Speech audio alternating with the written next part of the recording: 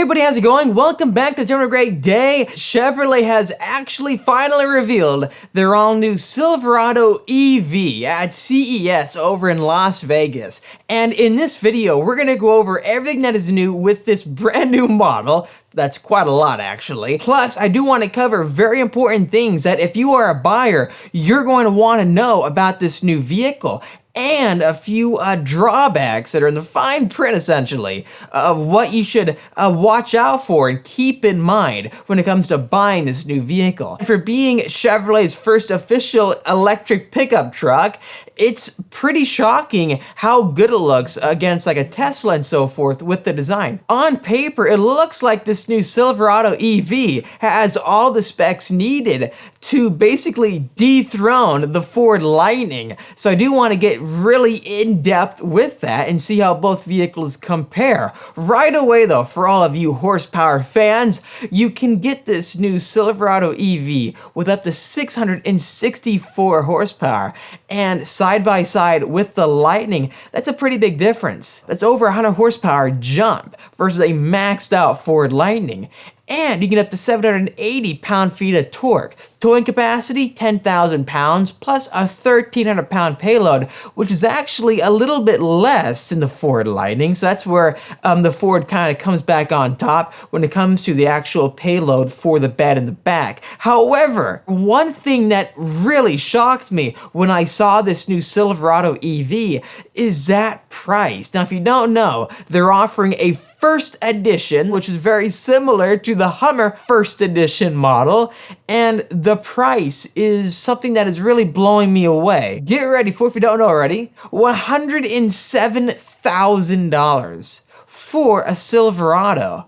That's a lot of money, but you're getting a lot of technology with it, but then that's a lot of money. That's basically right up there next to the Hummer EV, and the Hummer EV actually offers you, I'd say, more features with its crab walk, allowing you to go drive essentially at like a 45-degree angle left or right, where it turns all the wheels in a certain direction. Now, you do get rear wheel steering with the Silverado EV, but it's nothing like the steering, the crab walk steering of the Hummer. So it begs the question, which one should you really get, the Silverado EV or the Hummer EV? Styling-wise, what's interesting about it is if you look towards the back of the vehicle to where the bed is, the pillar right in front of the bed looks very similar to that of the Hummer, and it's also sharing the same Ultium platform. This is GM and their new era of electric vehicles, and they're really going all out, but so is that price. Now, going over the key specs for this vehicle, it offers up to 400 miles of driving range with the 664 horsepower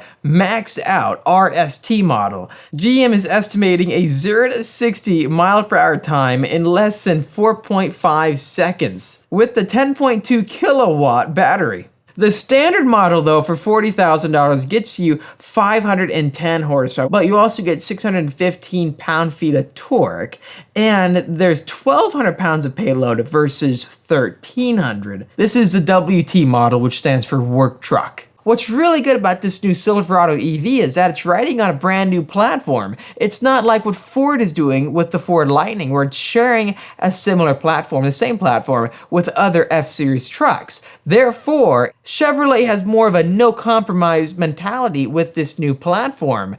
And then, when you count in their 24-module Ultium battery system, this is the best of the best from GM. You also get fully independent front and rear suspension. And then for all of you $107,000 individuals who want to spend that on a truck, you also get to raise the vehicle and lower it up to 50 millimeters, which is about 2 inches with the adaptive air ride suspension. Everything sounds really good on paper, right? Tons of new technology, a new wow driving mode, which gets you 0 to 60 in less than 4.5 seconds, which stands for wide open watts. Wow. That actually stands for wow. Isn't that the coolest thing ever? That's ludicrous. Go! My main concern is that price tag, because I thought a few years back the major groundbreaking thing Tesla was trying to do was introduce the Model 3, their most affordable wide range model, right?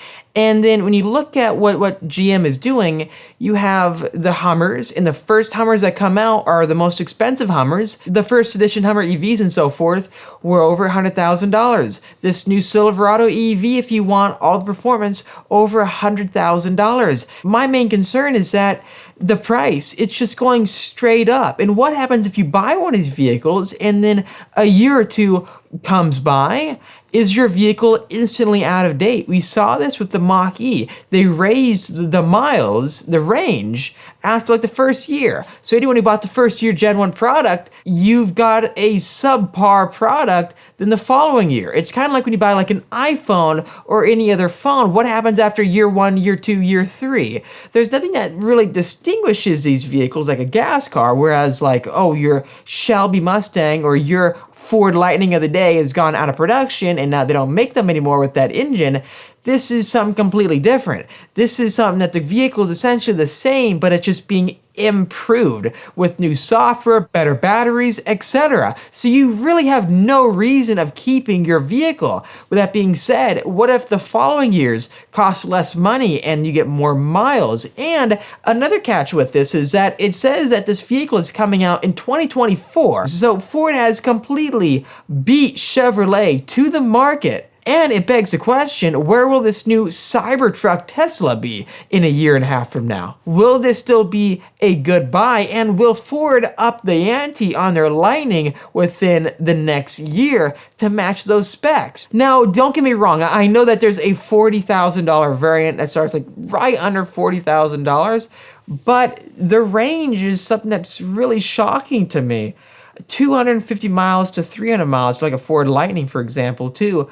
It's very, very interesting because if you want the 400-mile range, you've got to pay. You got to pay the big bucks. It makes these vehicles very hard to get into. There's a recent study in California where they say 1 in 5 people who buy an electric car actually switch back to gas. And I can see why. I would prefer a much better infrastructure being built right now to support EVs. I'm looking forward to it. But when you consider how it takes 10 minutes to charge 100 miles on the new Silverado, that means you have to park up to 40 minutes at their charger stations to do a fill up. I do want to say one thing. I'm not trying to talk bad about these vehicles. I'm a major fan of this new Silverado EV. I think it looks pretty dang cool, and I'm excited about the thought of being able to trailer like the new Z06 to the track and not spend any money driving it there. That's a really cool idea. But the infrastructure needs to be there, because if you need to fill up your vehicle full of electricity and you don't have a supercharging station at your house, or you're going across country,